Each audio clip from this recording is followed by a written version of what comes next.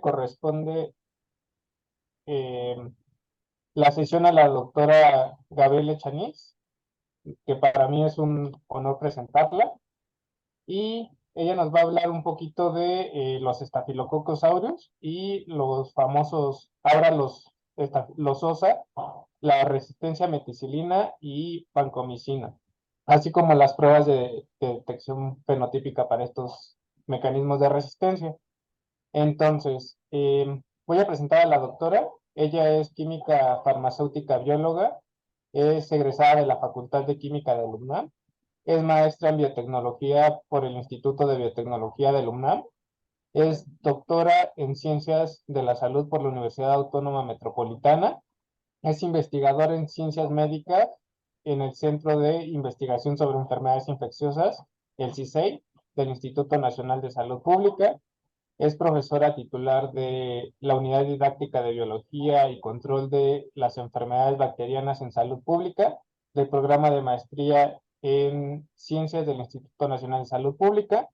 Es miembro del Sistema Nacional de Investigadores y sus principales áreas de investigación es en vacunas y resistencia antimicrobiana, particularmente en enfermedades causadas por neumococo, el meningococo, y ella es coordinadora de la red de vigilancia IPA, que es el grupo interinstitucional, perdón, para la vigilancia de enfermedades bacterianas prevenibles por vacunación.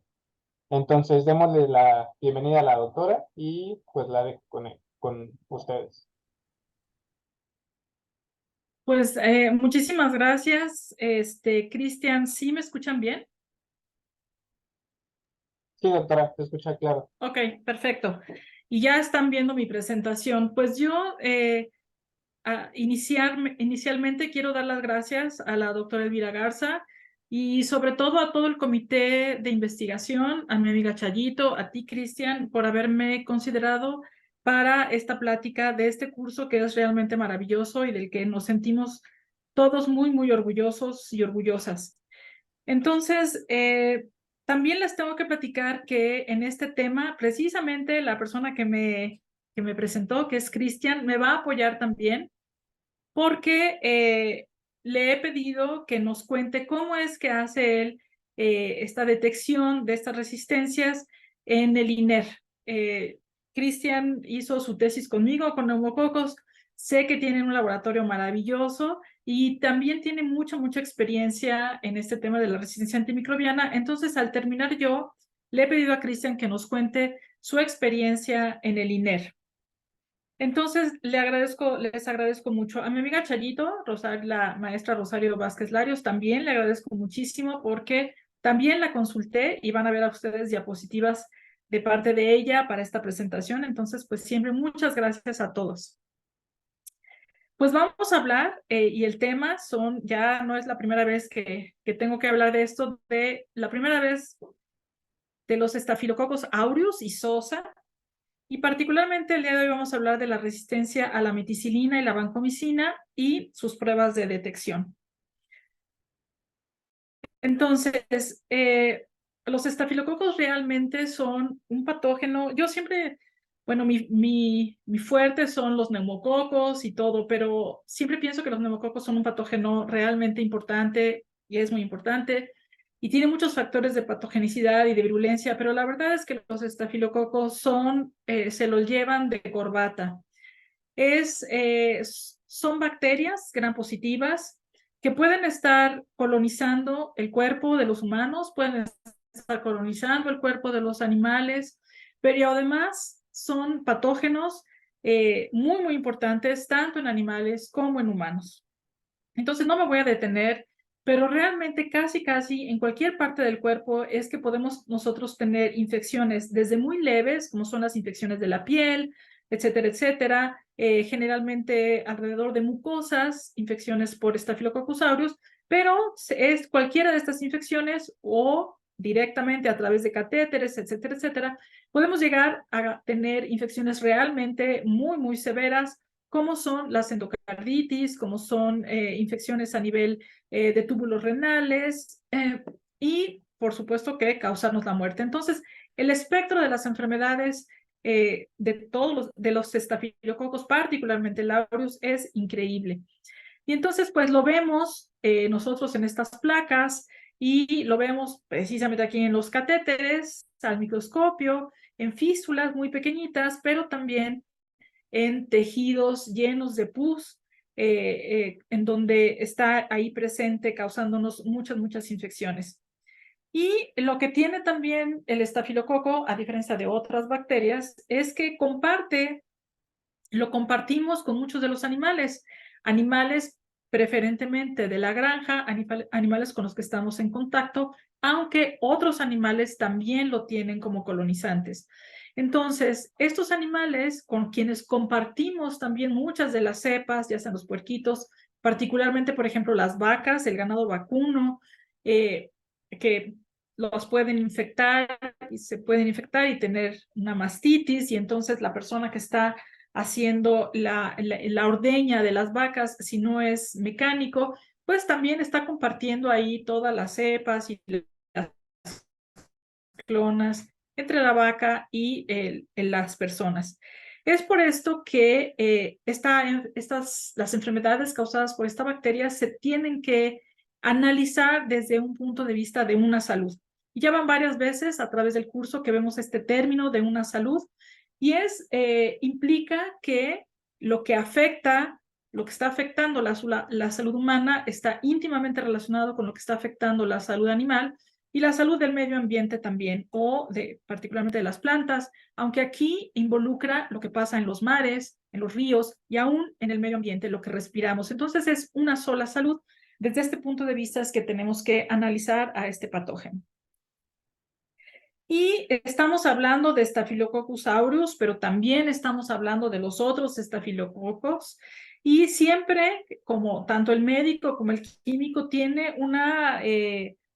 nos metemos en grandes problemas cuando queremos saber si estos estafilococos, que no son aureus, pues están realmente causando una infección.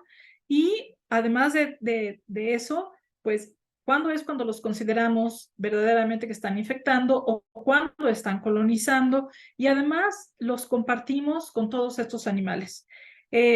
Recuerdo que esta diapositiva la pasaron en el chat de Invifar y nuestro amigo Esaú dijo que estaba muy bien, pero que faltaba el Staphylococcus pseudo intermedius, entonces aquí lo agregué para que ya quedara esta diapositiva completa.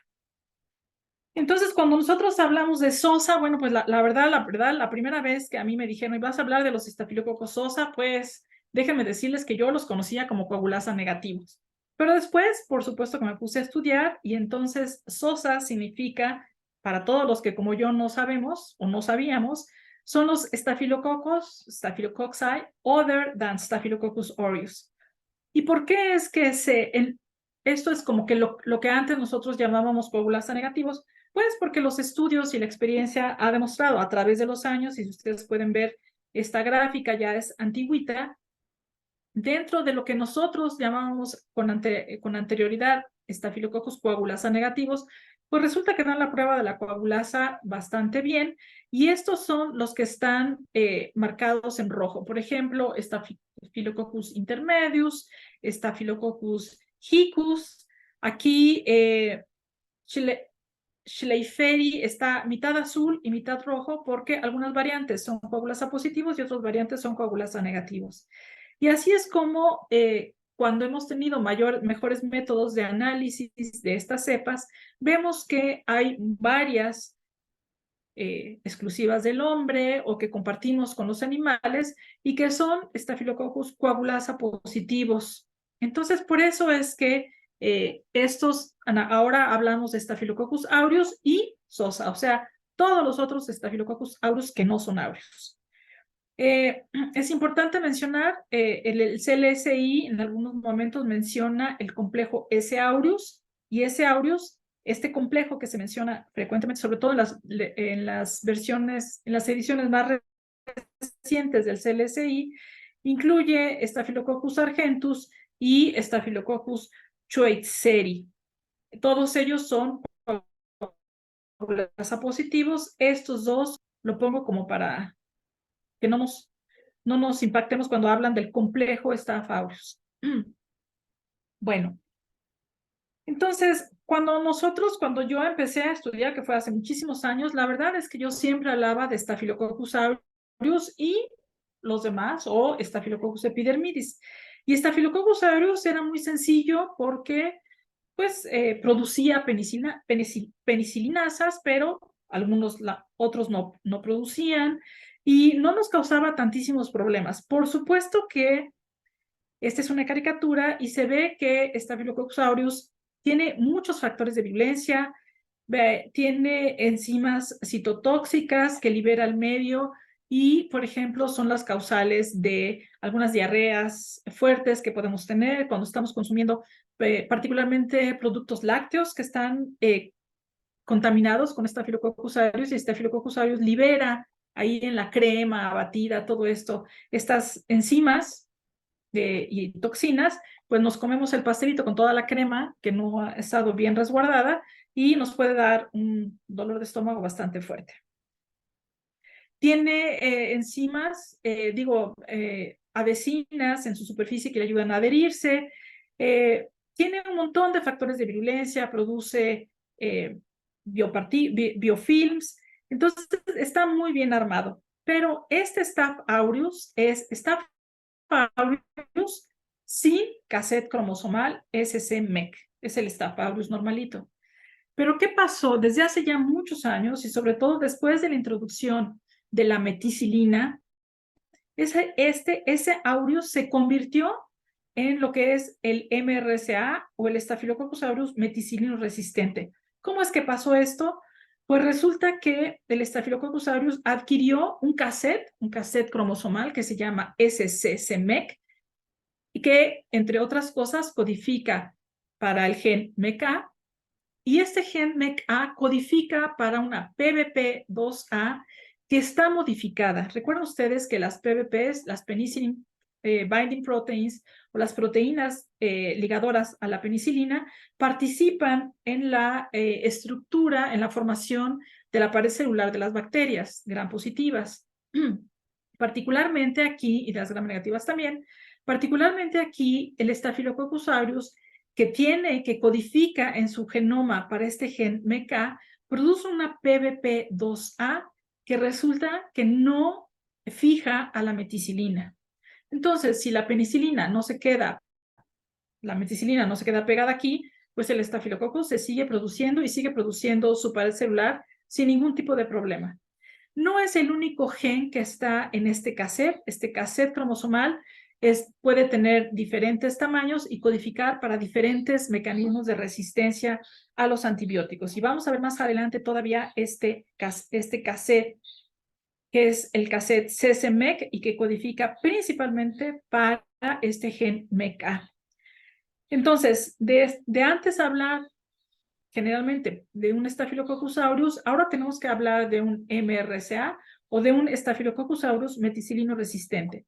Todavía en algunos hospitales, cuando platico con mis colaboradoras y colaboradores, me dicen, no, nosotros todavía manejamos infecciones por Staphylococcus aureus, no por MRSA. Digo, qué bueno que todavía sea así. Hay que mantener ese hospital así para que no, esa población de Staphylococcus aureus no se convierta en Staphylococcus aureus meticilino resistentes. También es bueno aclarar que existe en algunos Staphylococcus un gen, el que en lugar de ser el gen MECA, le denominamos MECC, y este es un gen homólogo de MECA, detectado inicialmente en aislamientos de bovinos, que luego también se dispersó y se ha detectado también en humanos, aunque afortunadamente este gen MECC no codifica para tantos mecanismos de resistencia a tan diversos antibióticos y es muchísimo menos frecuente que el gen MECA.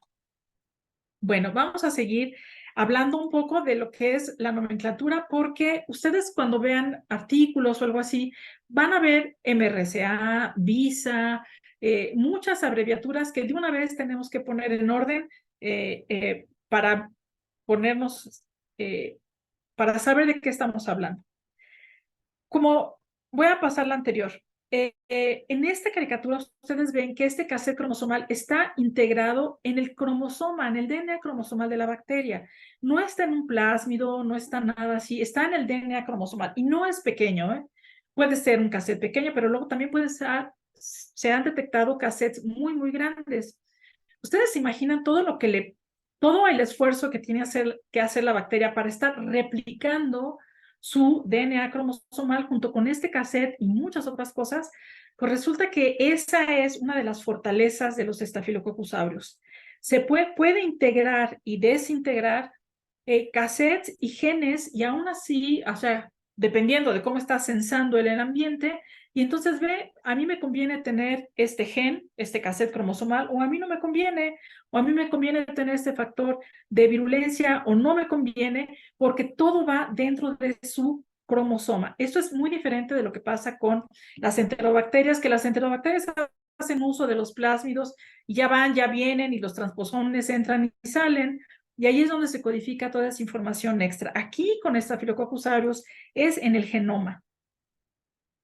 Otra de los eventos muy importantes en la evolución de esta bacteria fue cuando teníamos aquí en inglés es un methicillin sensitive Staphylococcus aureus, o sea, sensible a la penicilina. Aquí está su cromosoma.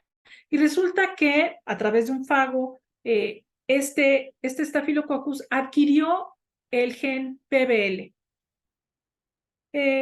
Aquí se internaliza este gen PBL y resulta que este PBL codifica para una toxina que se llama toxina PBL. Pero además, este estafilococo adquiere también en otro de esos pasos evolutivos el cassette cromosomal SCMEC, ya sea el 4 o el 5, ahorita vamos a ver que hay diferentes cassettes, y entonces esto se convierte en un Staphylococcus aureus meticilino resistente y además que codifica para esta toxina que se llama Panton Valentine leucocidin. Es una leucocidina y le encantan los glóbulos blancos y hacerle hoyitos a los glóbulos blancos, ¿no? Por eso se llama leucocidina. Entonces, ya en lugar de estar con un MSSA, resulta que ahora tenemos un MRSA, pero además que codifica para la toxina PBL, y en algún momento de esta evolución se le llamó MRSA adquirido en la comunidad, o sea, MRSA. Ya no se le llama así actualmente, aunque en algunos libros o artículos lo pudieran ver ustedes así, y se hizo famoso porque, ¿por qué adquirido en la comunidad?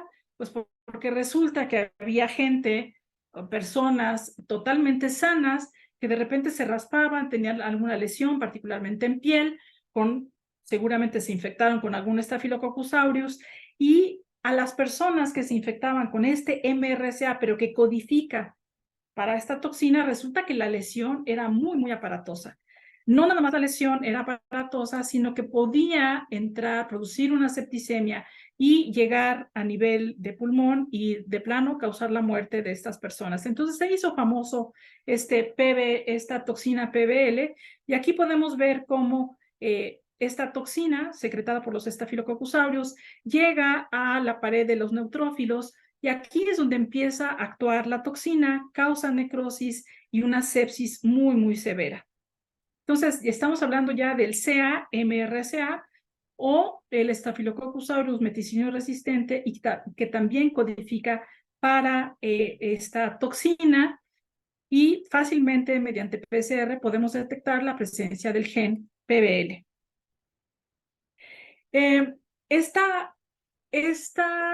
Estas infecciones se detectaron desde más o menos desde 2000, a principios de los años 2000, 2005, 2006, fue todo un escándalo. Y resulta que aquí en México no encontrábamos y decíamos, bueno, pues no debemos de ser diferentes, tenemos que tener este Staphylococcus aureus meticilino resistentes. Y sí, en efecto, en el año 2011 reportamos junto con el grupo liderado por la doctora Marilena Velázquez, precisamente aislado del Hospital San Juan Tec de Monterrey, la primera cepa de Staphylococcus aureus meticilino resistente de la comunidad.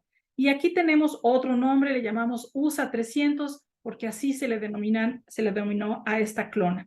¿De dónde vino? Pues de un niño pequeñito que tenía una lesión aquí. ¿Se acuerdan que nosotros tenemos los padrastros y luego nos los estamos quitando así?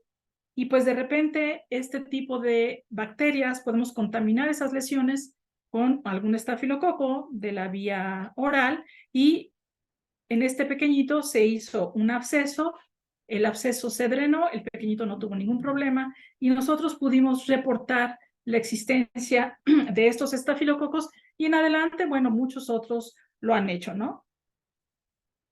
Vamos a seguir hablando un poco de nomenclatura. Ya sé que me pueden poner esta cara, pero es importante establecer algunas cosas.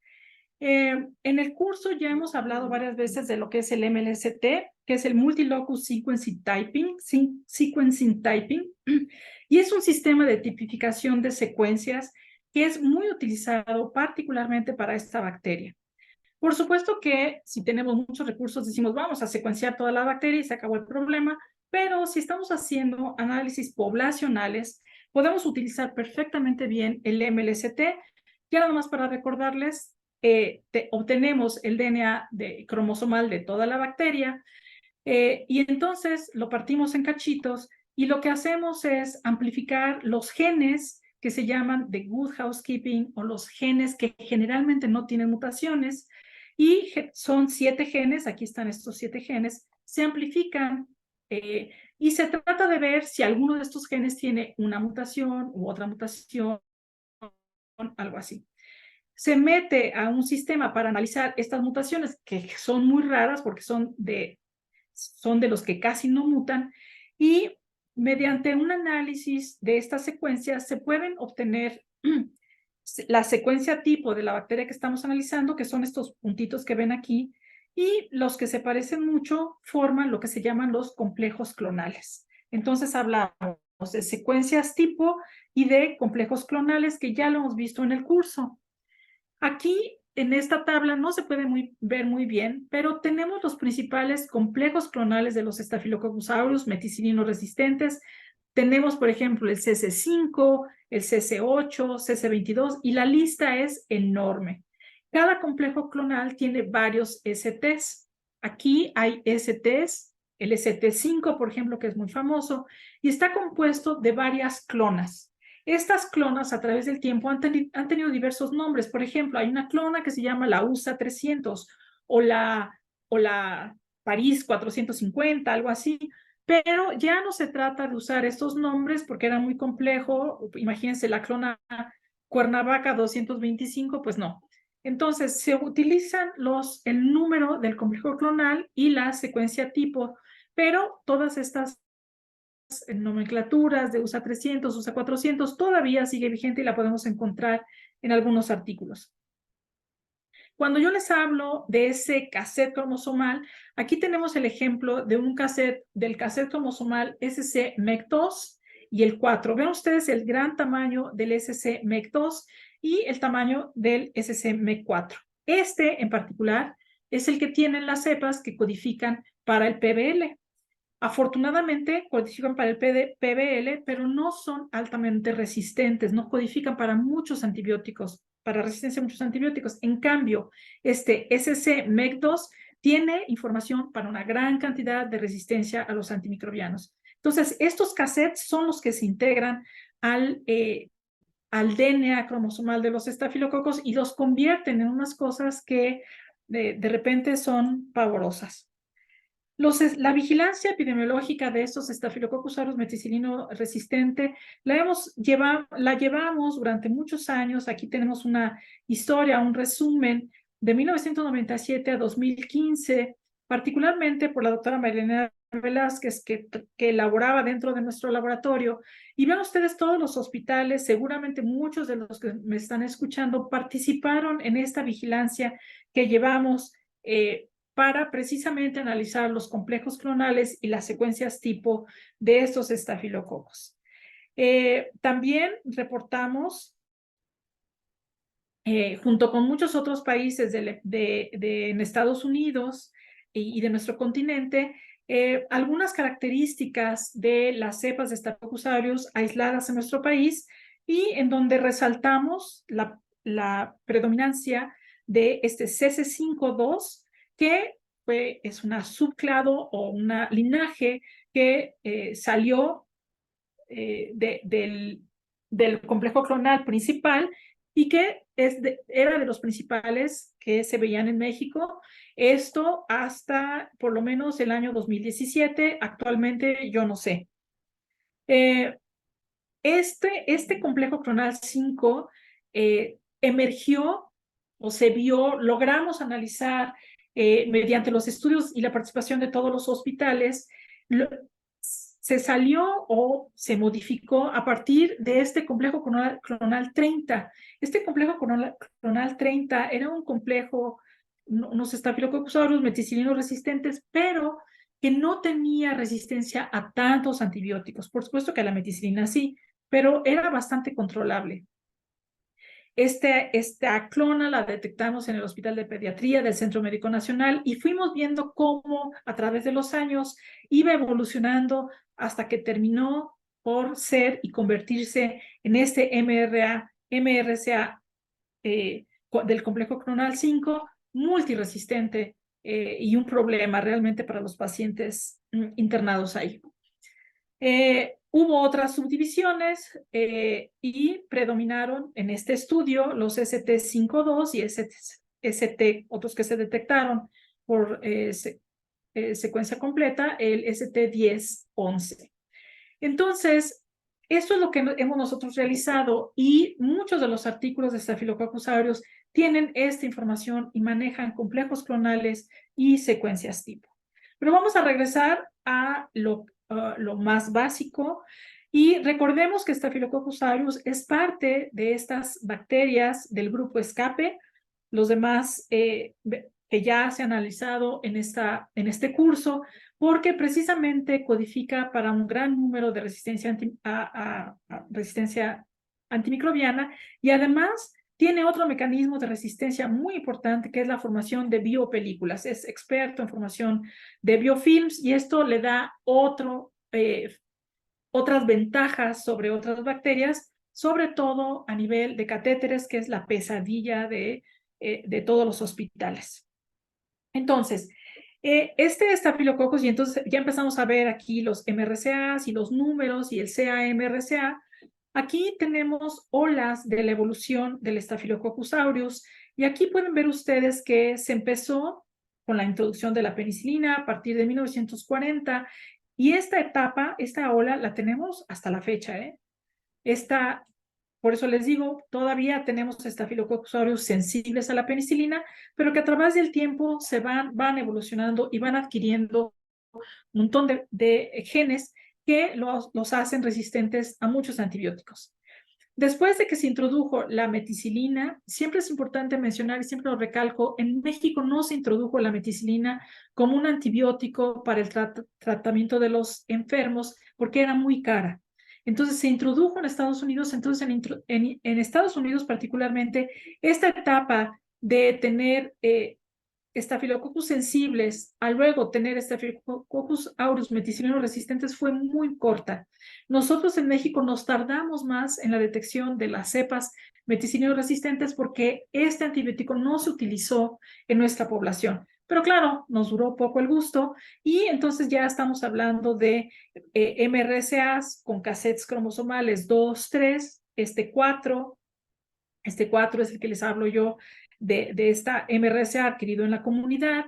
Y luego empezamos a hablar de otros estafilococos que ya se me llaman VISA y BRCA, y entonces es realmente un problema.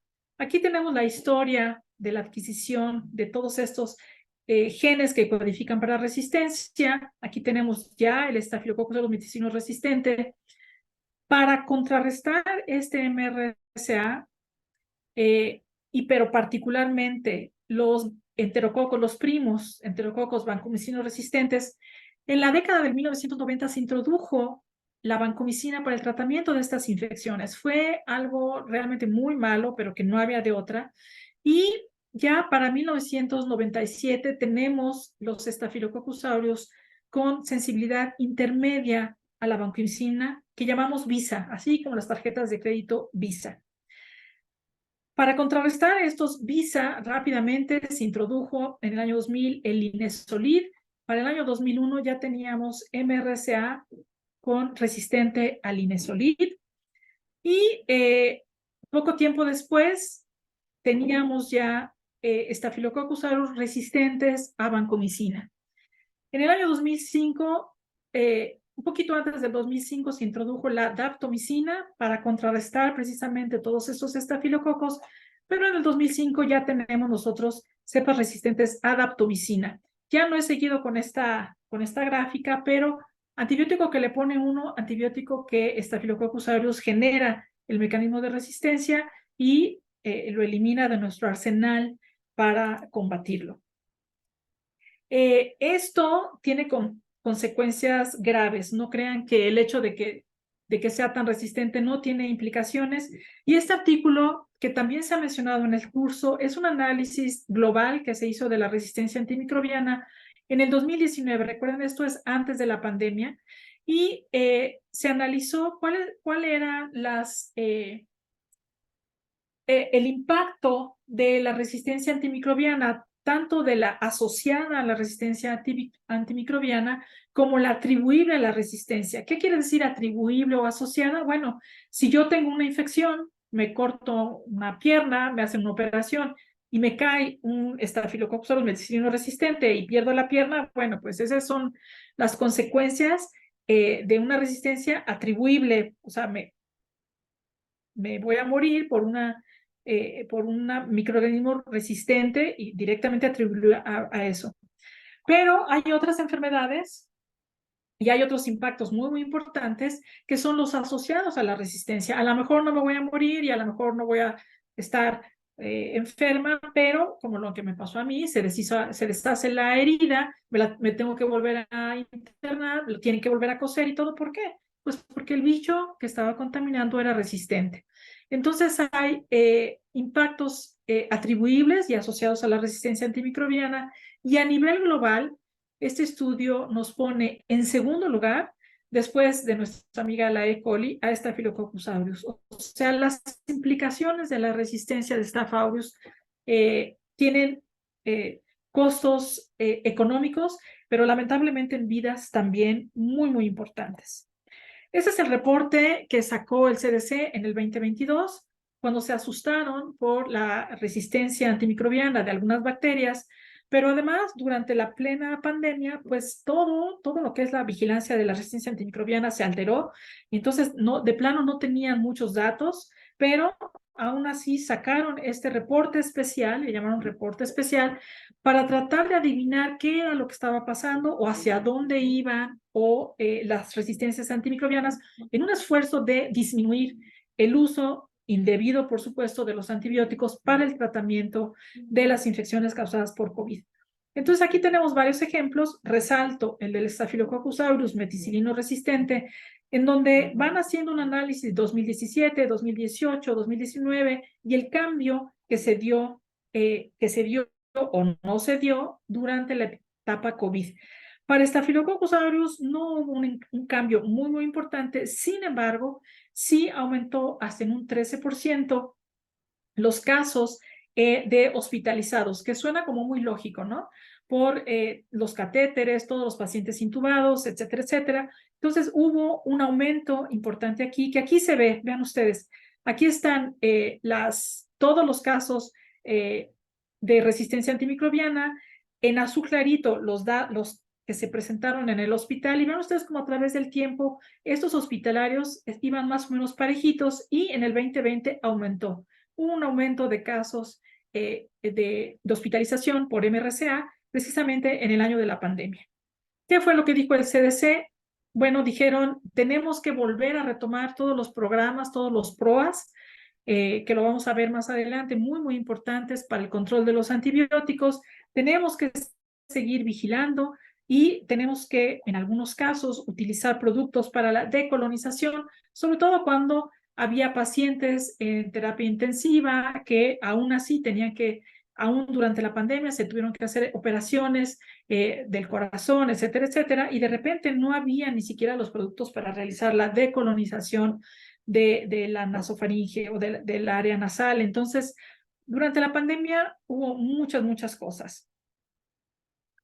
¿Qué pasó y qué se reportó por esta red INVIFAR? Pues aquí tenemos este artículo que todos ustedes conocen, que reporta los resultados de 47 hospitales y centros participantes. Este,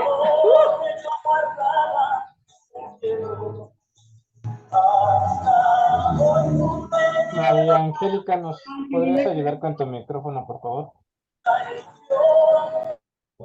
Gracias. Gracias. Bueno, después de esta pequeña bailada, podemos observar que en este reporte de INVIFAR tan importante, tenemos aquí Staphylococcus aureus y tenemos los porcentajes de resistencia aquí en Staphylococcus aureus con un número muy importante. Vamos, por ejemplo, cefoxitina, aquí tenemos 25%, tenemos oxacilina 23%, por supuesto, vancomicina 0.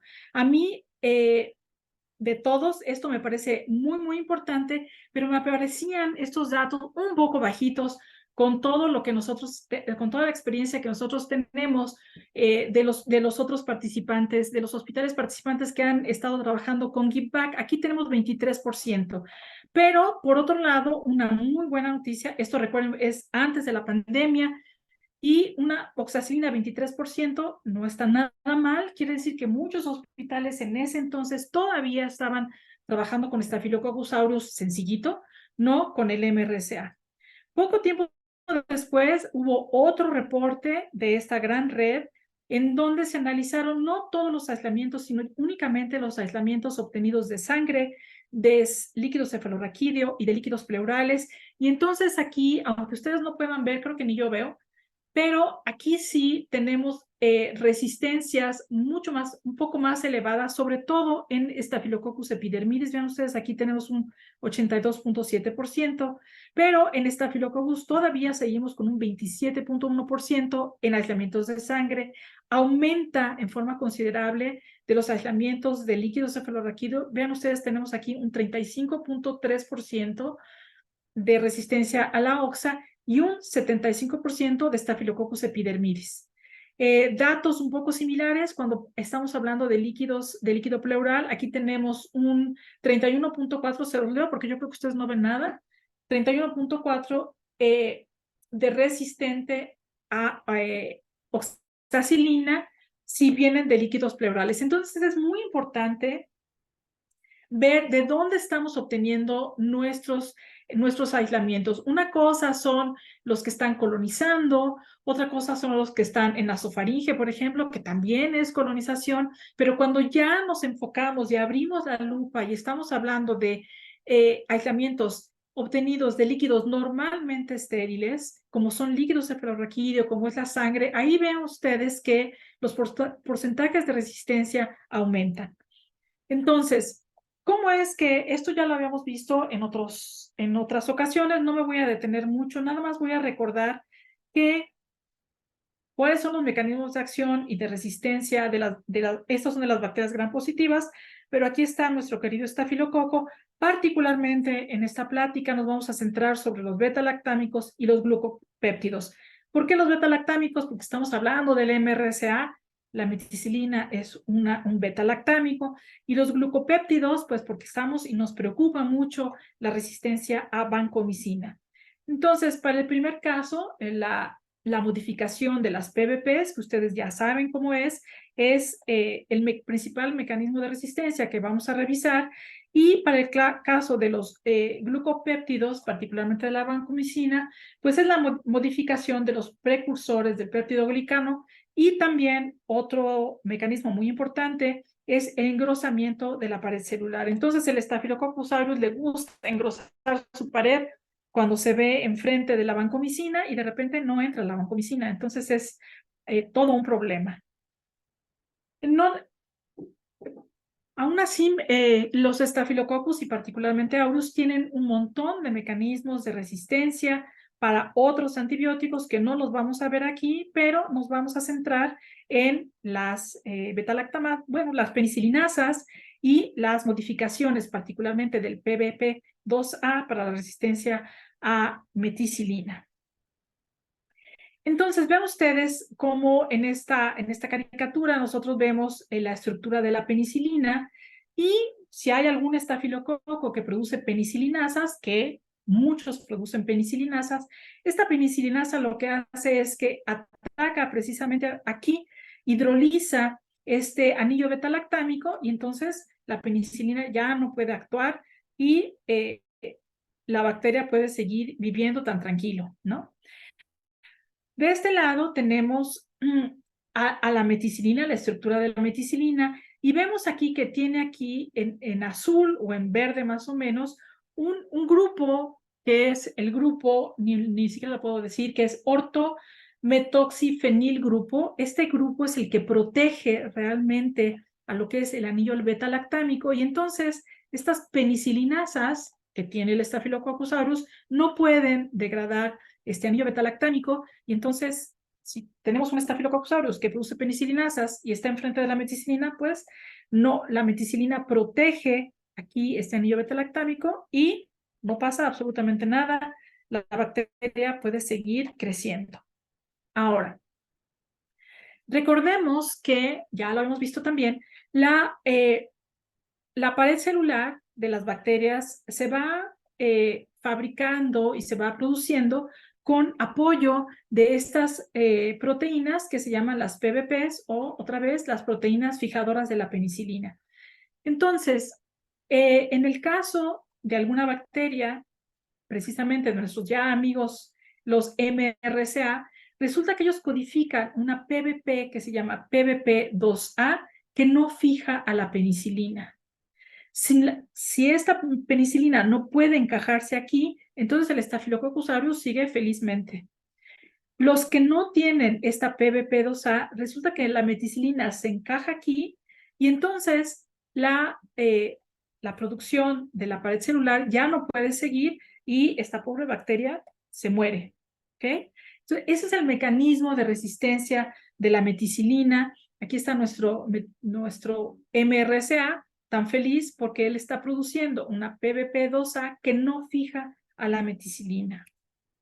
Y por otro lado tenemos otro antibiótico muy, muy importante que es la vancomicina. Déjenme decirles que la vancomicina es un antibiótico muy antiguo. Es uno de los primeros antibióticos, no de los primeros, no, pero es un antibiótico que tiene en circulación muchos, muchos años y que es excelente.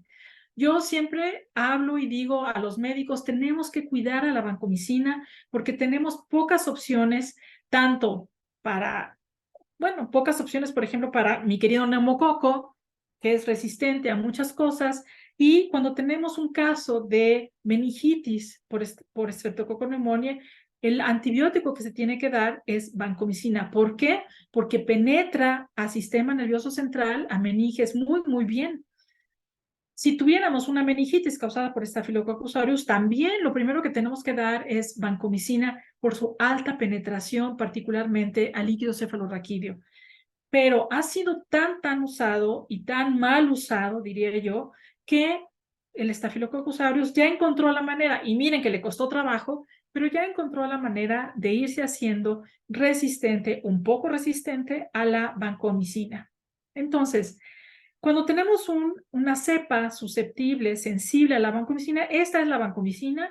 Esta vancomicina tiene que unirse, aquí tenemos la vancomicina, tiene que unirse a este precursor de D-alanina que se forma durante la producción de la pared celular. Entonces, la vancomicina viene, se une aquí y entonces ya la pared celular no puede seguir. Pero resulta que el Staphylococcus aureus ha ideado la forma de que modificar este precursor y entonces en lugar de ser D-alanina, ahora es D-alanina D-lac. Cuando tenemos esto, aquí llega la vancomicina y ya no se puede pegar aquí y entonces la bacteria sigue tan feliz. Esto que se los digo en esta caricatura, que parece como muy sencillo, involucra muchos genes, involucra operones de vancomicina, le llamamos, y le costó mucho trabajo al Staphylococcus aureus hacer este cambio aquí de D-lac para evitar que la vancomicina se metiera aquí. Fue a través de muchos años de evolución pero lamentablemente ya lo logró. Entonces, el hecho de que nosotros tengamos Staphylococcus aureus con resistencia intermedia o altamente resistente a la vancomicina es una muy malas noticias, porque entonces nos quedamos con muy pocas opciones para el tratamiento de las enfermedades causadas por estas bacterias. ¿Cómo es que detectamos en el laboratorio nosotros estas resistencias? Pues, en primer lugar, la más fácil y la más sencilla es cuando nosotros estamos hablando, cuando tenemos un Staphylococcus aureus aislado de algún padecimiento, pues lo primero que hacemos es que lo sembramos en agar Müller-Hinton y podemos ponerle un disco de penicilina de 10 unidades y nosotros ver y medir el halo de inhibición.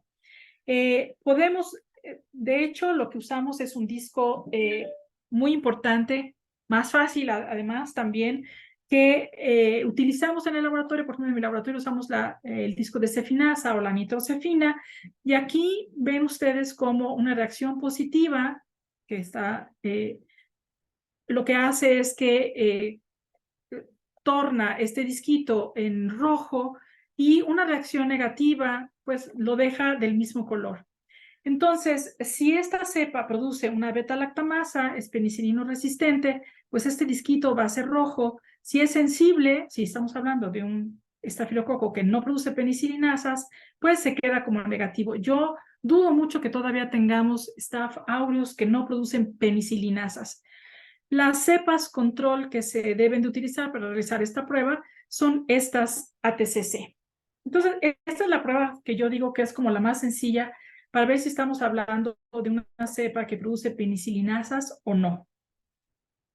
Pero como ya casi no hablamos de los Staphylococcus aureus, sino queremos detectar si es meticilino resistente, entonces ya aquí entramos a otros mecanismos para su detección, y entonces lo primero que tenemos que hacer o que podemos hacer es una concentración mini inhibitoria utilizando ya sea oxacilina o cefoxitina, y con los puntos de corte son 4 u 8 para cefoxitina.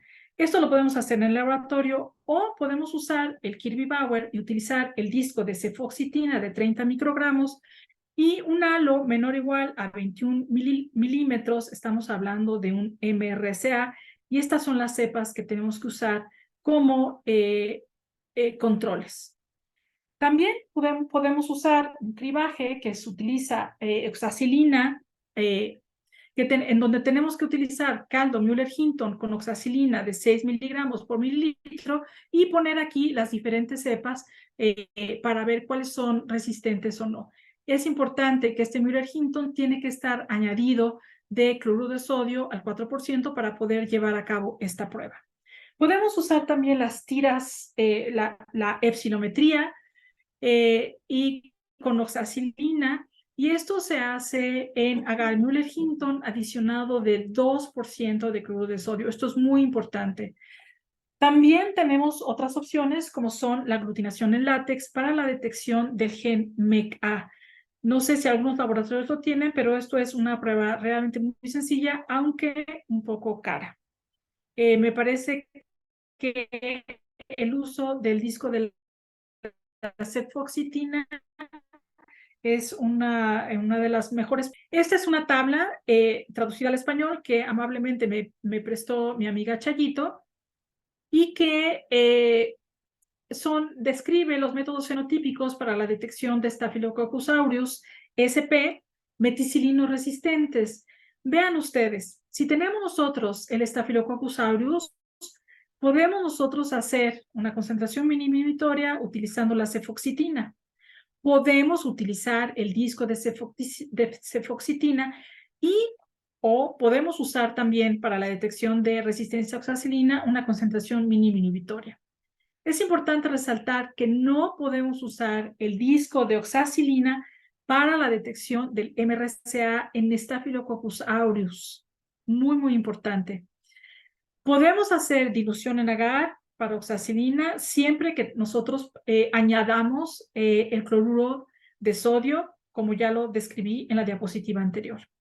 Hay otros estafilococos, como los que están mencionando aquí, en donde en En todos ellos, en todos estos cuadros, epidermidis, pseudointermedius, schlechtneri y otros estafilococos, no podemos hacer concentración mínima inhibitoria para cefoxitina. Sí podemos usar el disco de cefoxitina para Staphylococcus epidermidis y las lecturas se hacen a las 24 horas. Aquí las lecturas se hacen entre 16 y 18 horas. Esto es muy importante y está resaltado en rojo porque si nosotros hacemos la lectura aquí a las 24 horas, ya estamos dando un resultado incorrecto. Y en cambio, si aquí queremos leer a las 16 horas con el Staphylococcus epidermidis, pues estaríamos dando un dato incorrecto. Podemos hacer concentración inhibitoria para oxacilina en todos los casos y la difusión en disco para oxacilina podemos usarlo en estos coagulasa negativos siempre y cuando respetando la hora en la que estamos haciendo las lecturas. Entonces, los discos de cefoxitina para todos los Staphylococcus sp menos pseudointermedios y Klebsiella. El disco de oxacilina solo para pseudointermedios, Klebsiella y epidermidis. Esto es muy, muy importante. Los criterios de interpretación cuando nosotros estamos usando penicilina o cefoxitina, pues cuando todo nos da sensible es muy bonito, quiere decir que estamos ante un Staphylococcus aureus sensible a los betalactámicos. Cuando nos da la penicilina resistente y cefoxitina sensible, estamos hablando de que tiene penicilinasas y estamos hablando de que es sensible a las penicilinas estables, a las betalactamasas. Pero cuando nos da resistente y resistente, quiere decir que esto es resistente a todos los betalactámicos. Y aquí recordar que los MRCA son resistentes a todos los betalactámicos, con excepción de la ceftarolina. Esto es muy importante, sobre todo para los clínicos. ¿Qué pasa con las pruebas fenotípicas para la sensibilidad? Aquí estoy hablando exclusivamente de Staphylococcus aureus a vancomicina. Aquí es donde las cosas se complican un poco y lo que tenemos que hacer son las oficinas. Cuando tenemos estos resultados con estas sensibilidades, pues podemos decir que estamos hablando de cepas sensibles, digo no, de cepas que pudieran ser sensibles, pero en algún momento dado aquí se nos pudiera colar una visa. Entonces, lamentablemente, a pesar de que tengamos estas susceptibilidades, pues podemos hablar de una cepa sensible a vancomicina, pero nos queda la duda si tenemos una heterovisa, una cepa que se está convirtiendo en una visa. Cuando tenemos estos puntos de corte, estamos hablando de cepas Staphylococcus aureus con una resistencia a vancomicina intermedia. Entonces, aquí sí podemos estar con esta concentración inhibitoria asegurando de que estamos hablando de una visa. Si tenemos ya concentraciones mínimas inhibitorias de 16 o mayor de 32 microgramos por mililitro, es muy probable que estemos ante una cepa resistente a vancomicina y realmente lo que se recomienda es cuando tenemos estas concentraciones enviar a un laboratorio de referencia. Esto para asegurarnos que estamos ante un BRCA y que no vayamos a dar un diagnóstico equivocado, sobre todo al clínico. Lo ideal es mandar a un centro de referencia. Me parece que INVIFAR se está acercando a poder ser un laboratorio de referencia, particularmente cuando estamos ante estas cepas BRCA. Las cepas de cribaje de visa y heterovisas se realizan en dilución en agar con vancomicina a una concentración de 6 microgramos por mililitro y un McFarland de 0.5 en agar BHI y se deja incubando todo este tiempo.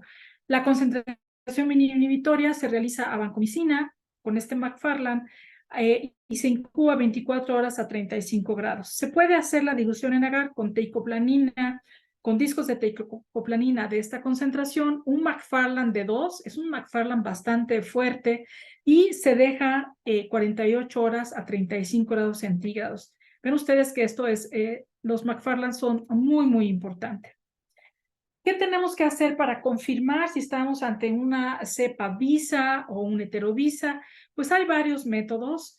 Hay un método llamado macro, que se utilizan las tiras para epsilometría. La verdad es que si tenemos posibilidad de comprarlas, es mejor utilizar las cepas, las tiras para ver la epsilometría. Y se utiliza caldo Müller-Hinton, un McFarland de 2, con incubaciones de 35 grados centígrados y 48 horas, y podemos tener tiras para vancomicina y tiras para teicoplanina también. También tenemos el método de detección de resistencia a glicopéptidos, y la única diferencia es que utiliza en la misma tira la vancomicina y la teicoplanina. Este se hace con un McFarland de 0.5 en caldo Müller-Hinton, y la tira se coloca en agar Müller-Hinton adicionado con sangre de carnero y se deja incubando 48 horas y se ve el desarrollo, la epsilometría. Si estamos ante concentraciones mayores, iguales de 8 microgramos por mililitro, aquí es microgramos, pues estamos ante una cepa que pudiera ser visa o heterovisa. Hay otro método que se llama de predifusión y consiste en agregar tabletas de vancomicina o de teicoplanina al agar Müller-Hinton, incubar de la misma manera y ver los halos de inhibición después de que se agrega la cepa. Por último, hay el único método estándar de oro para determinar si estamos ante unas visas, heterovisas o francamente resistentes a vancomicina. Se llaman análisis poblacionales. Y aquí de lo que se trata es hacer diluciones seriadas de suspensiones, altas suspensiones a 10 a la 8 de la bacteria, sembrar en placas de cerebro-corazón con concentraciones de vancomicina crecientes y determinar el número de colonias viables a las 48 horas. Registrar los datos y hacer una gráfica semilogarítmica para ver cuál es el área bajo la curva, dónde están exactamente nuestras cepas.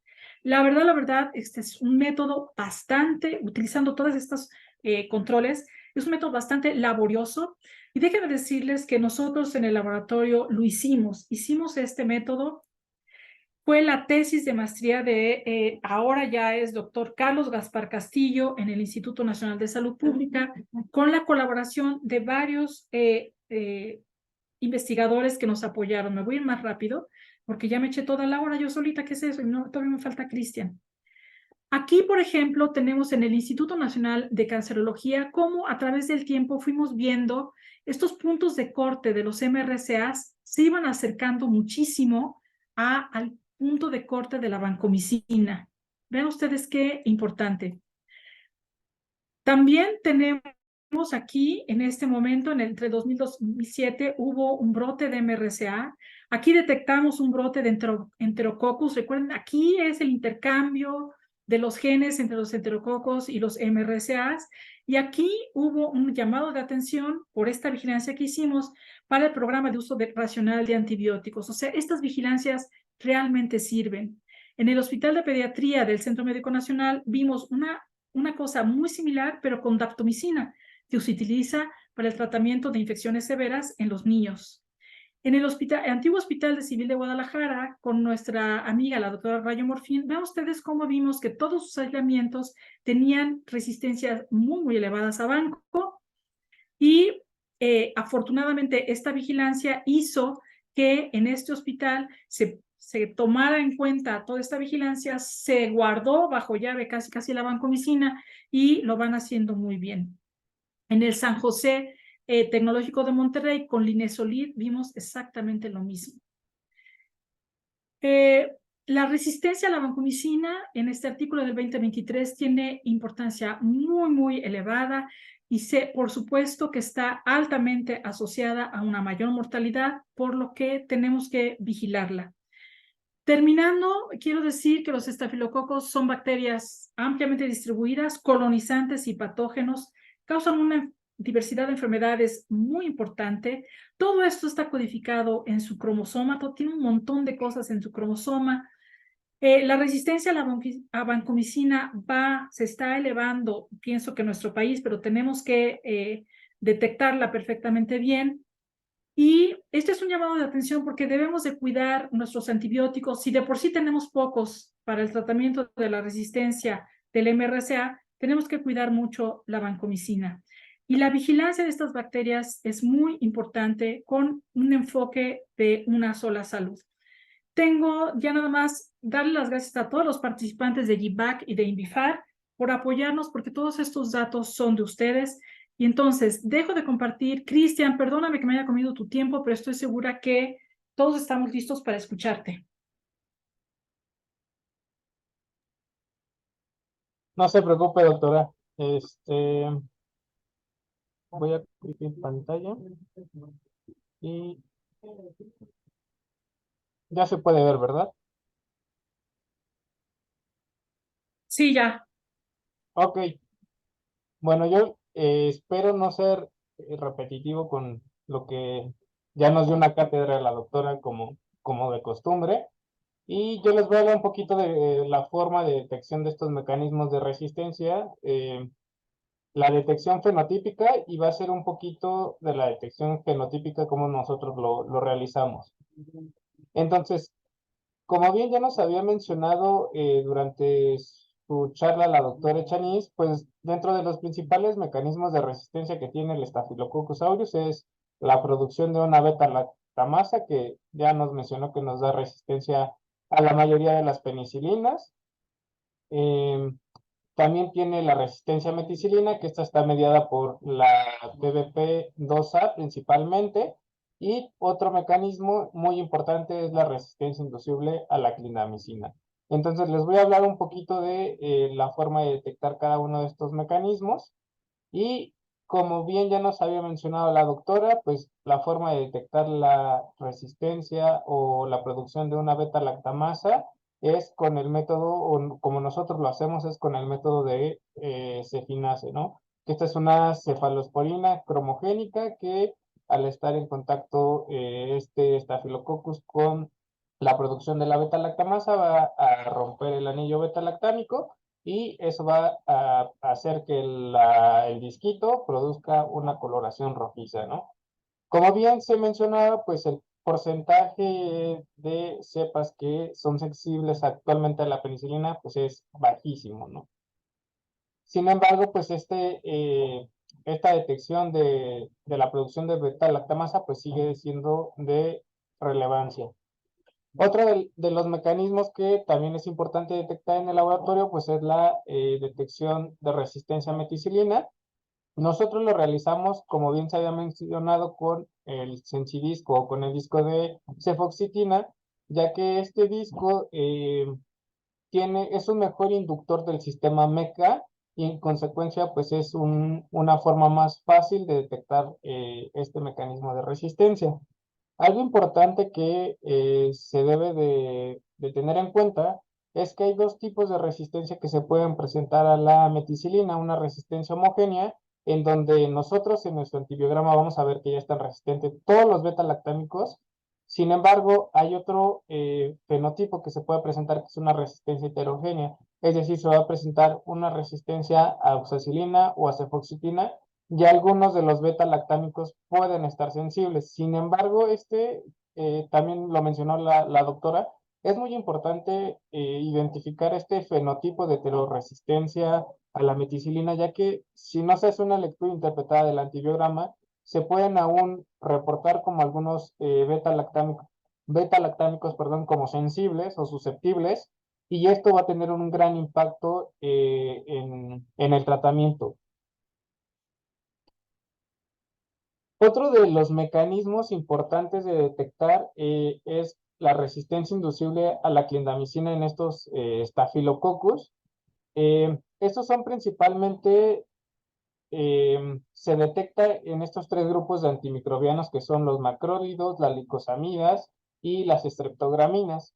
Si bien estos grupos o estas familias de antimicrobianos son totalmente diferentes, tienen mecanismos de resistencia muy parecidos. Entonces eso nos permite hacer como esta como esta analogía entre estos antimicrobianos para hacer como el análisis de esta resistencia o determinar esta resistencia a estos grupos de antimicrobianos. En este caso, se pueden presentar estos fenotipos, o estos tres fenotipos que están en la parte inferior de la diapositiva, que dice que se puede presentar el fenotipo de que haya una resistencia a la eritromicina y a la clindamicina, que haya una resistencia a la eritromicina y que esté sensible a la clindamicina, o que esté, este es el mismo fenotipo. Sin embargo, ¿cómo nosotros vamos a detectar qué mecanismo está implicado en esta resistencia? Porque la resistencia a estos antimicrobianos se puede presentar por tres fenotipos. El fenotipo que es una resistencia constitutiva, el fenotipo inducible, o se puede deber a una bomba de expulsión activa de estos antimicrobianos. La forma de detectar en el laboratorio estos mecanismos de resistencia, si es inducible, si es una bomba o si es constitutivo, depende de esta prueba que se llama la prueba D, la cual consiste en preparar como una suspensión al punto 5 de McFarland, como siempre en estos métodos estandarizados para hacer el método de Kirby-Bauer, y se hace esta suspensión y lo que se va a hacer es colocar próximos los encidiscos de eh, clindamicina y eritromicina. Si se observa como este achatamiento que estamos viendo en la imagen del centro, eso, si vemos, ya no se forma como un círculo, una circunferencia perfecta en la clindamicina, si no se ve achatado por una de las partes, eso es una prueba de positiva. Si nosotros observamos este achatamiento en esta prueba, pues nosotros podemos decir que ese es un fenotipo inducible, es decir, la resistencia inducible a clindamicina es positiva en esta cepa.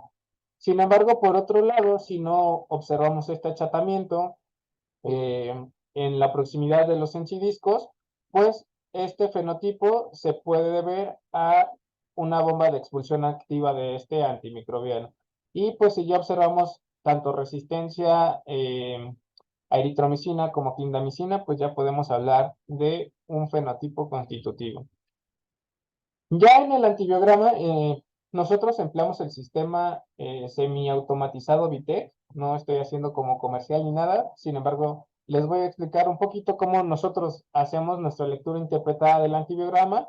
Eh, Estos sistemas automatizados tienen un sistema de experto. Este sistema de expertos se va actualizando o se tiene que actualizar cada vez que sale la nueva edición de la CLSI.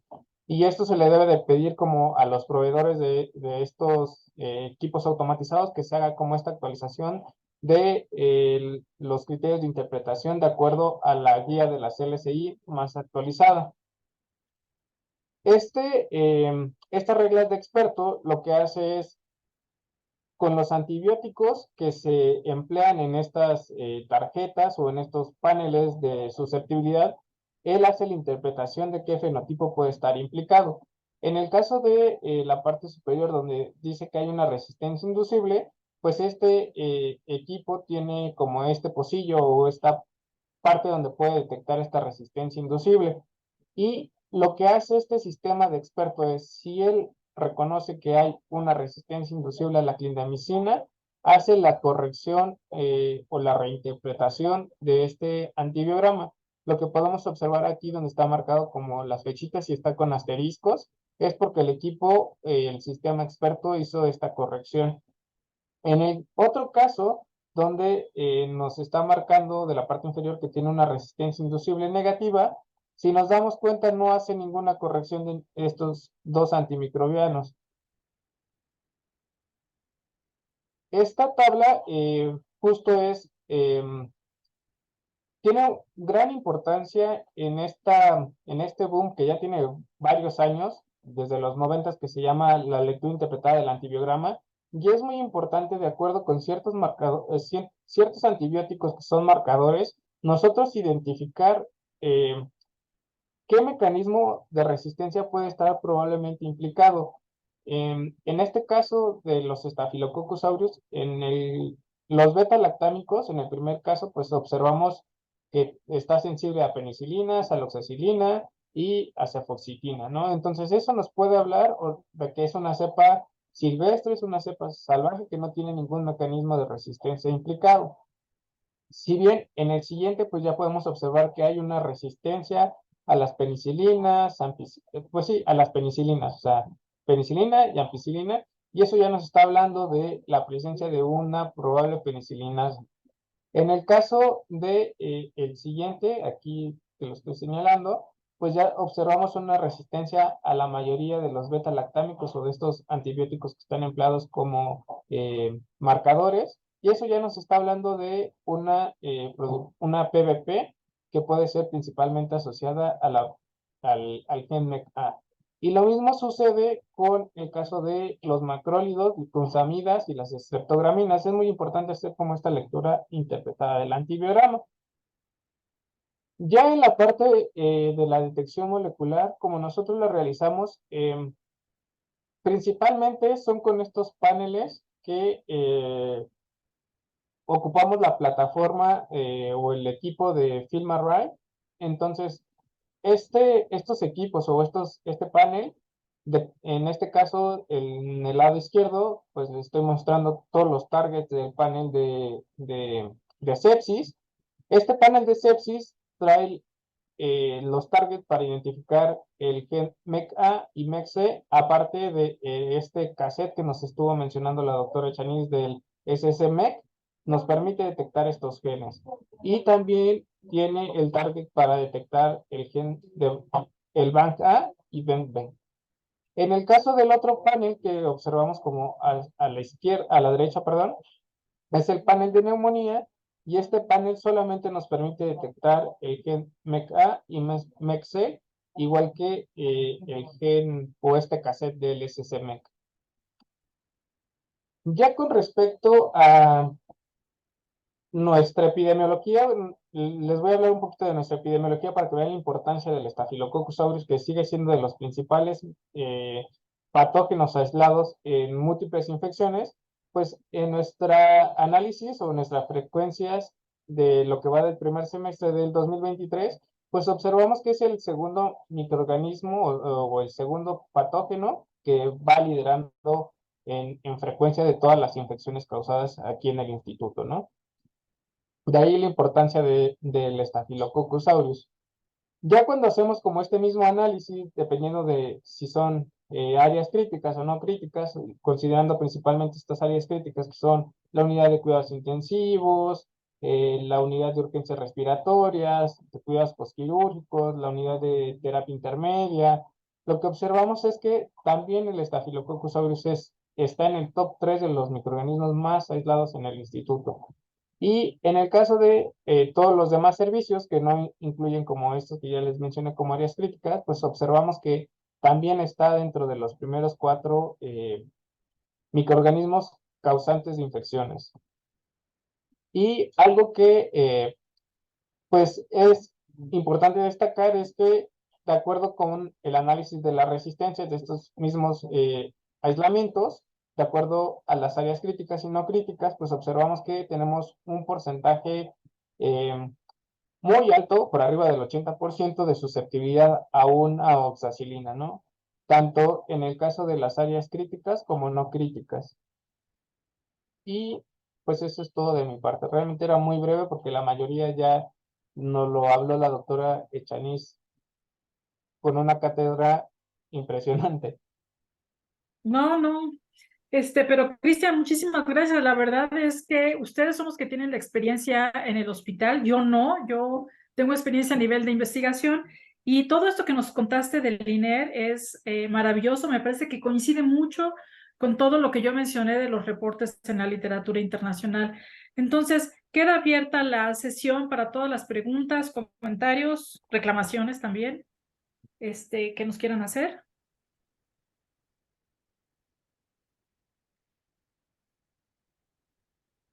No veo nada en el chat. Muchas felicitaciones, muchísimas gracias.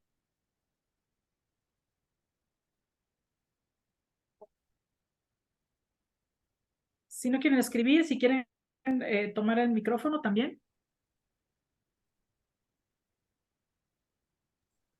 Bueno, sí, Hola, Clara. antes que escribir, está más rápido. La verdad, muy buenas tardes, muchas gracias a ambos por la presentación. Es realmente un gusto escucharlos, gente que le gusta la microbiología y que le gusta hacer bien las cosas.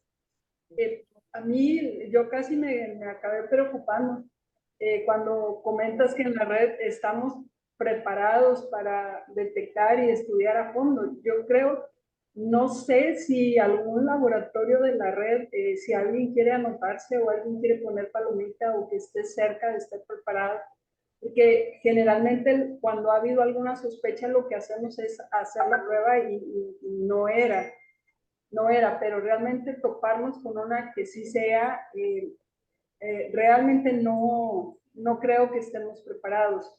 Y esta presentación que ustedes acaban de hacer es muy importante porque nos enfoca mucho en el sentido de, pues, que es indispensable estar preparados. O sea, no todos, pero así como dijiste ahorita de que, pues, mandar a un laboratorio de referencia, alguien tiene que funcionar como laboratorio de referencia y en un momento dado estar preparado, porque pues eso nos puede pasar a todos. Yo creo que sí es bien importante concientizar en este tipo de pláticas, porque es un monstruo que está al acecho, yo así lo veo. Si comparamos a Staphylococcus aureus, a un Staphylococcus aureus solito, salvaje, como le dijeron ahorita, que yo me lo imaginé ahí todo salvajillo, el salvaje todo susceptible.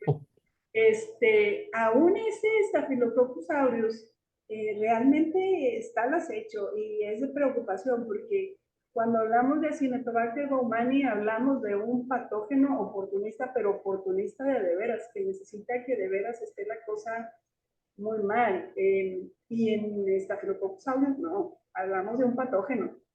Le quitamos lo de oportunista y en Staphylococcus aureus sí hablamos de un microorganismo que tiene capacidad de causar enfermedad en un individuo que no tenga un tubo, que no tenga esto, que no tenga lo otro.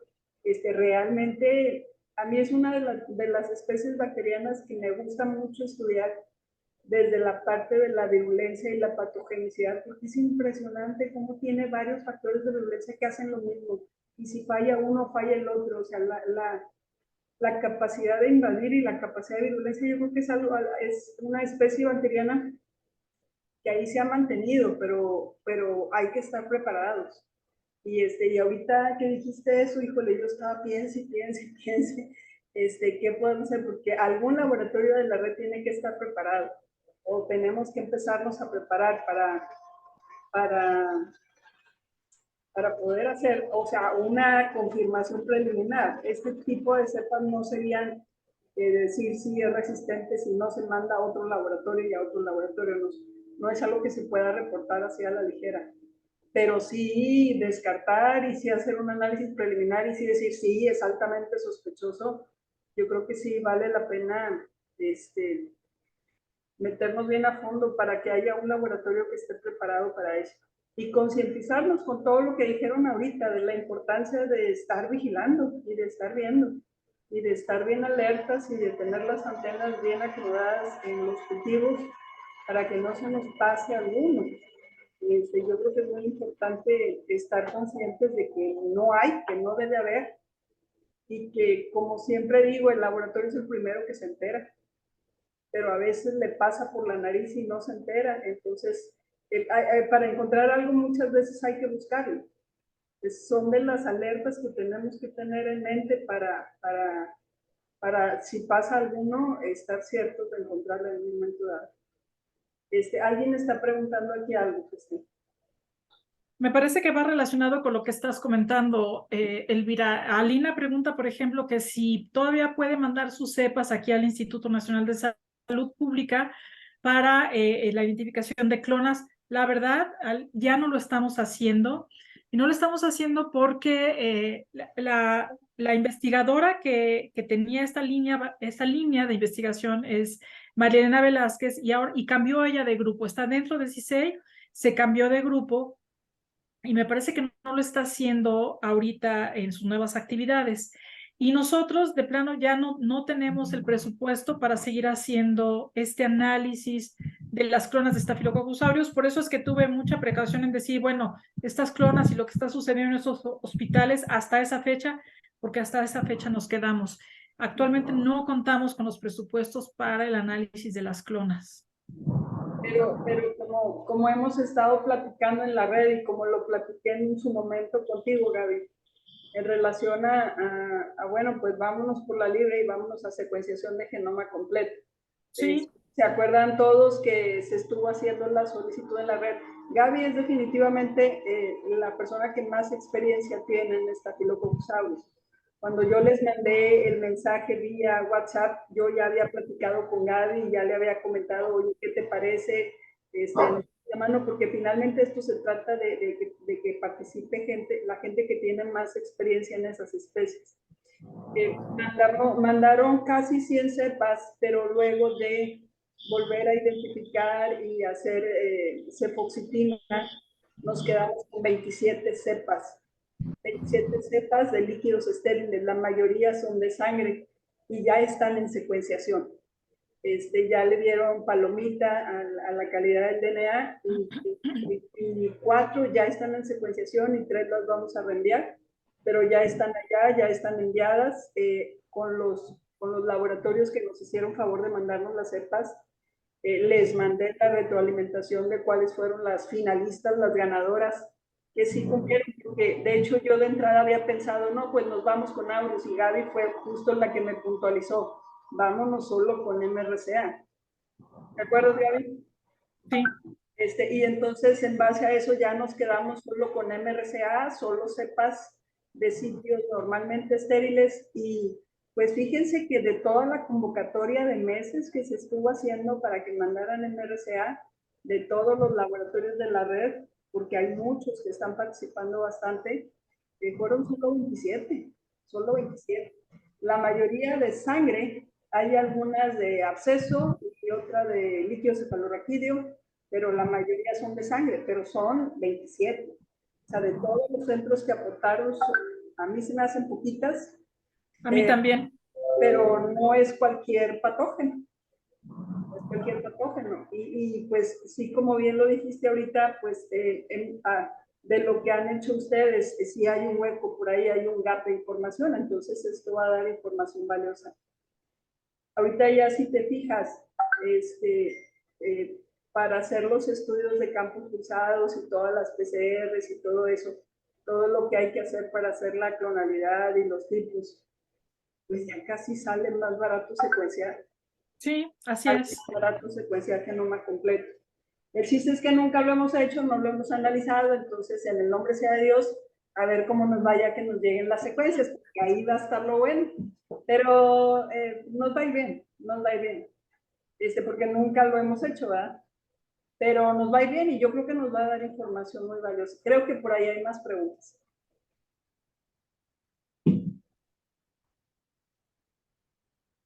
No, creo que ya no hay preguntas.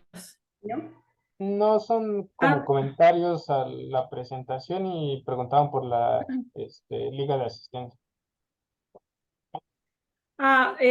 También aclaran que además de detectar la resistencia a penicilina con el disco de nitrocefinase, se puede detectar también con disco de penicilina y observar los bordes del halo de inhibición usando cepas control, técnica descrita en manuales del CLCI. Yo la verdad es que siempre uso la cefinasa, pero si está descrito en el CLCI, pues sí. Me parece que la maestra Rosario tiene la mano levantada. Adelante, maestra. Ella es Sí, muy buenas correcta. tardes. Pues felicitarlos a ambos, excelente su presentación, y además muy clara y sobre todo, como bien mencionaba también la doctora Elvira y ustedes, pues es de gran importancia para el laboratorio hacer la detección de estas cepas. Nada más me gustaría puntualizar algunos puntos que creo que es importante por la experiencia que nosotros también tenemos en el Instituto en Gram Positivos respecto a los sistemas automatizados. La suspensión bacteriana, independientemente también del sistema que sea o incluso también en la parte convencional, es muy importante porque ahí es donde tenemos muchas fallas. Incluso yo lo que sí he detectado en algunas revisiones de algunos trabajos que se han incluso presentado en algunos congresos en los cuales se menciona que ya hay cepas vancomicino resistente y pues definitivamente no lo hay. sea, hay veintitantas a nivel internacional, pero México no la tenemos agraciadamente. Puede ser que a lo mejor tengamos intermedios o heterovisa que no somos, como que no todavía no tenemos la parte del conocimiento para poderlas detectar en todos los laboratorios. Pero lo que sí me preocupa es el hecho de que se esté reportando que si hay cepas o incluso en la parte de lo que son meticilino resistente, por el caso de no ajustar bien la suspensión, se van como si fueran resistentes y ahí estamos provocando nosotros como parte del laboratorio un efecto adverso, incluso centinela en los pacientes, que no es por el médico, sino es por el laboratorio. Porque si recordamos para la terapia, en el caso de que tengamos meticilino resistente, se van a la banco. Y la vancomicina tiene problemas de hipersensibilidad y es nefrotóxica. Entonces ahí a lo mejor incluso el paciente entró por una cirugía muy sencilla estética, estamos reportando algunos de este tipo de bacterias y a lo mejor hasta el riñón se le llega a deteriorar por la situación de que hizo el laboratorio. Entonces yo creo que ahí sí es muy importante el hecho de que la suspensión bacteriana es el punto clave y no nada más para este grupo, en general, pero sí tenemos muchas situaciones y sobre todo en los sistemas automatizados porque tienen un rango para checar la suspensión que se tiene que hacer y generalmente a veces se van hasta la última, el valor mayor, pues ese valor mayor es donde se les va para que sean problemas de resistencia. O en el sistema automatizado, también para poder verificar las heteroresistencias no se ven las clonas. Entonces ahí también necesitamos macrométodos, por eso muchas veces ahora nos estamos regresando a los sistemas convencionales al Kirby-Bauer, aunque realmente ahí no tenemos punto de corte para lo que es vancomicina, es más bien nada más para orientarnos si tenemos clonas. Entonces ahí creo que también tenemos que tener esa parte de revisión muy exhaustiva de lo que se está manejando y además tener el contacto con el médico para ver si no hay fracaso terapéutico, pero hecho por ocasionado por el laboratorio, porque a lo mejor está o reportando algo que puede ser que sea sensible, porque a lo mejor la suspensión es muy leve, la suspensión bacteriana, y entonces estamos diciendo que es un error muy crítico porque estamos diciendo que es sensible y realmente la cepa es resistente. Entonces, como laboratorio sí tenemos que ver mucho esa situación. Y por otro lado, también en el caso de Aureus ya se están mencionando mucho las cepas enanas, que tienen ciertas situaciones a nivel de su metabolismo y que determinados tipos de analitos o sustratos y que ahí también tenemos que tener cuidado porque a veces las cepas no crecen correcta, más bien no se multiplican en 24 horas, sino a veces hasta en 48. Y entonces si los metemos al sistema automatizado con muy poco crecimiento, nuevamente volvemos a caer en que es un tipo de cepa sensible, siendo que es resistente. Entonces ahí como que también nos estamos como quitando la parte de la buena revisión de una morfología colonial para que en un momento dado entonces sí podamos hacer ya las pruebas de susceptibilidad y aquí principalmente de resistencia antimicrobiana, porque creo que ahora ya los laboratorios lo que tenemos que detectar es o confirmar resistencia antimicrobiana. Entonces ahí ese tipo de cepas, tanto que dan como el Aureus como los OSA, también hay que tener mucho cuidado porque también ahí tenemos situaciones muy críticas en cuanto al tratamiento y además o incluso se desechan antes las placas porque apenas si se ve un crecimiento y dicen no es negativo o no se revisan las placas con la tapa abierta para verificar que no hay. Pues ahí también un punto clave es que la parte de las muestras clínicas que se trabaja en el laboratorio, debemos de acompañarlos siempre con la parte de revisión también si hay leucocitos o no, teniendo en cuenta también que hay pacientes inmunosuprimidos, pero pues por eso mismo también debemos de contar con una buena solicitud, una petición en el cual como laboratorio trabajemos pacientes y no muestras ni registros. Entonces yo creo que ahí como laboratorio tenemos todavía muchas áreas de oportunidad y sobre todo en este grupo que sí tenemos que nuevamente regresar a revisar bien las morfologías, dejar en mayor incubación, hacer la interpretación de nuestros reportes para que sean informes de utilidad clínica y no que el experto sea la parte del equipo, sino el experto tenemos que hacer nosotros. Era lo único que quería comentar porque creo que es importante hacer hincapié, sobre todo porque sí tenemos áreas de oportunidad todavía en ese sentido. Gracias. Gracias a ti, Chayito. Tú tienes muchísima experiencia con todo esto y te agradezco mucho tu comentario.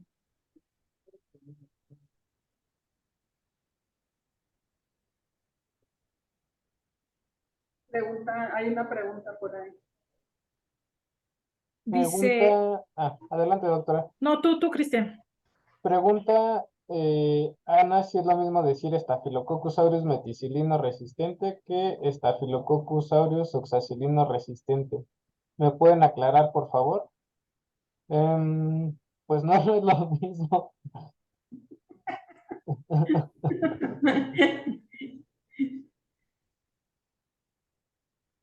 No, o sea, no es lo mismo, porque realmente la oxacilina la medimos, la utilizamos como un marcador de resistencia a meticilina. Entonces, yo creo que tenemos que hablar de Staphylococcus aureus meticilino resistente. Sí, pero no es lo mismo, no es lo mismo como tal, porque No, o fue antibióticos diferentes, pero oxacilino resistente no hace oxa, o sea, hay que hacer cefoxitina. Ahí podría ser Staphylococcus aureus cefoxitino resistente, esa sería la tercera. Entonces, mejor no. se tiene que reportar, o sea, haces Fox y hay que reportar que es MRCA, ¿es correcto? Sí, es lo que, de hecho hasta eso viene marcado como en la guía de la CLCI, o sea que nuestro marcador es la cefoxitina, Ajá. pero pues reportamos o hacemos como el análogo a la oxacilina. Ajá, y se reporta cepa MRCA, aunque no hayamos hecho meticilina, sino se haya hecho cefoxitina. Claro. Exacto. Así está ya.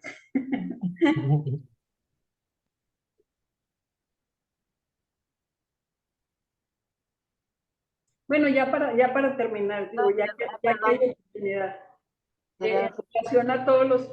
Iba a hablar, maestra.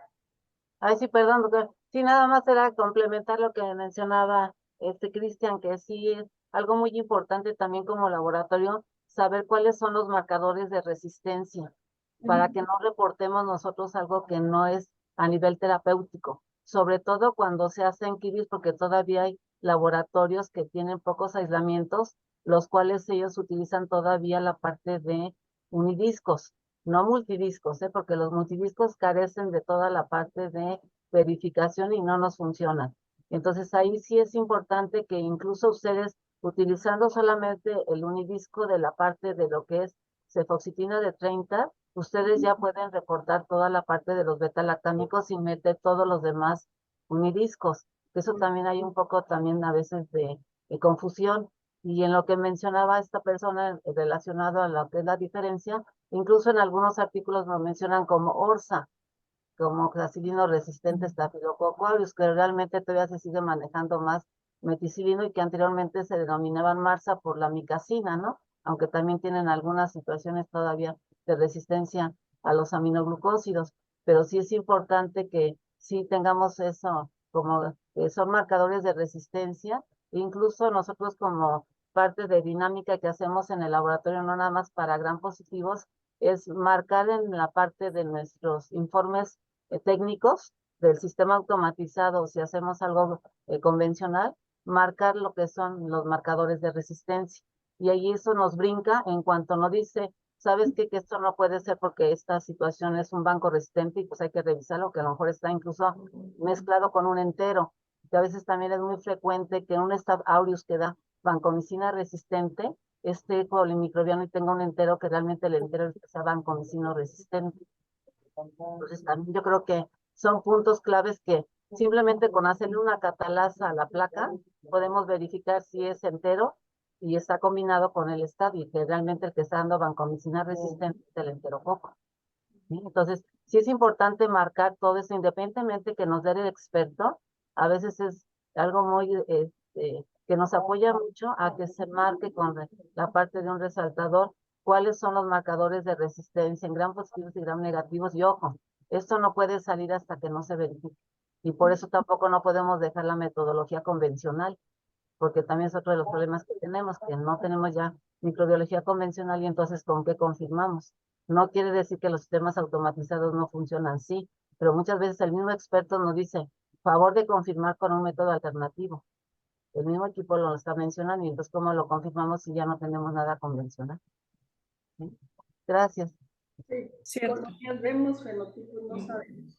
Yo en relación al comentario, sí, la verdad es que me gustó mucho el comentario en relación a ver las colonias en una placa y en ver las colonias pequeñas.